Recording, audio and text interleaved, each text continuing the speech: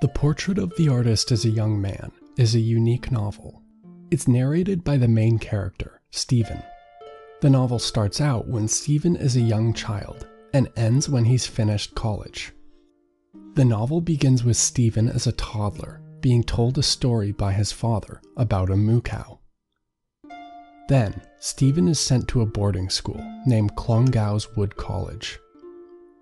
There, he recalls watching the boys play sports. He's intimidated by them, since he feels weak and frail in comparison. He's also teased by the older boys at school. One very interesting point that he brings up is when he's in geography class. He writes Stephen Dedalus, Class of Elements, Clongowes Wood College, Solins, County Kildare, Ireland, Europe, the world, the universe. But then he wonders if there's anything beyond the universe. If there was nothing, then there must be some thin line that serves as the border. He gives up trying to think about this and chalks it up to God.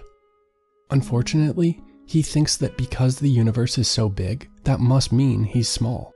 Also, he wonders when he'll grow up and be like the big kids who study advanced topics like trigonometry. He betrays himself and gives up all his most interesting questions. In their place, he accepts what his religious teachers tell him. Unfortunately, he is too young to know that they know as little as he does. He tries to be a good child and follow the religious rules like praying before bed. Then Stephen gets sick. This only compounds his ideas about himself, that he is a weak and sickly person. He writes home to his mom asking her to come and pick him up from school. Then he ponders what his funeral would be like. Stephen is now old enough to wonder about money. He realizes that his father is quite poor compared to the other children's fathers.